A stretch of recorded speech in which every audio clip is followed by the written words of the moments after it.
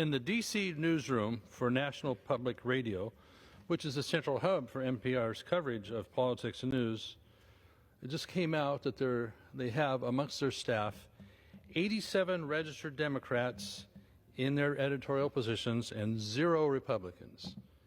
87 to 0. Now, Joe DiMaggio's hitting streak was amazing at 56 games in a row. Pete Rose in the 70s at 44 games in a row. 87 to 0. Now, I suppose, should it matter what the political makeup of people are in these positions? You know, not really, I guess, in a real sense. We're not talking reality in Washington, D.C., are we? We're not talking about a non-biased media that covers this place, that covers what politicians do, and the slant that people are going to hear it when they're out there in their cars, their homes, or wherever, picking this up in the various forms of media. So what do we know about NPR? It receives funding from the taxpayer and tries at the same time to be claiming to be objective. It receives it via the Corporation for Public Broadcasting, which the CPB, receives about $525 million of taxpayer dollars.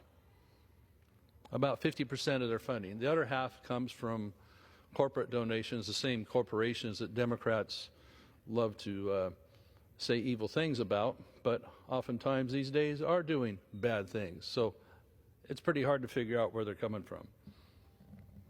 But what we've seen in recent years in reporting is a strong bias against Republicans and conservatives coming out of NPR, Corporation for Public Broadcasting, when they cover the political front here.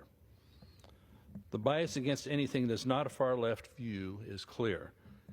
In fact, the bias of NPR is so clear that even a left-leaning editor in their organization, is where this came out, is raising alarm about the clear and consistent bias. This person is very concerned about it and is now being dismissed. NPR has already issued many statements and articles dismissing the critique, including this morning, without any admission by NPR or acknowledgement of any wrongdoing or bias, and certainly they have no intent to reform or even reflect upon what this looks like and sounds like. Let us remember that NPR embraced the Russiagate conspiracy theory without question, and they dismissed the Hunter Biden laptop story without proper scrutiny. All these things have been proven otherwise, haven't they?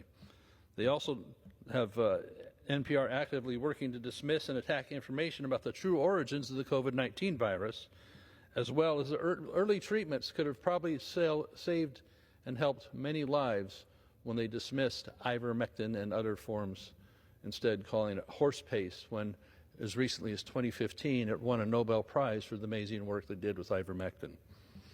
In the last decade, NPR's own audience has shrunk and become more intensely left-wing, gradually pushing out conservative listeners with nonstop ideological programming, bias in reporting, and injecting far-left ideas into previously non-political programs.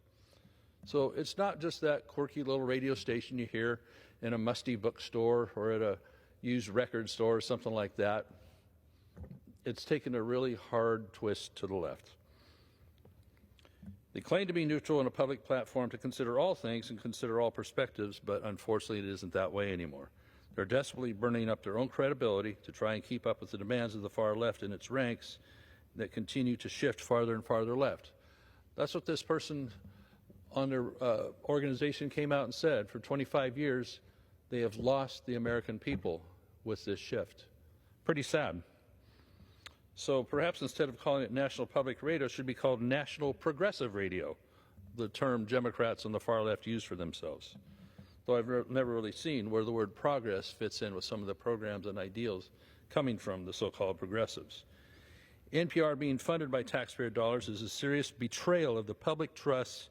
The American taxpayers should no longer be subsidizing this propaganda, which fails to even pretend to be unbiased anymore, and is appealing to a smaller and smaller group of people, unfortunately. Too bad, because the idealism of it years ago it was created looked a heck of a lot different and was indeed something everybody could find enjoyment in. I yield back.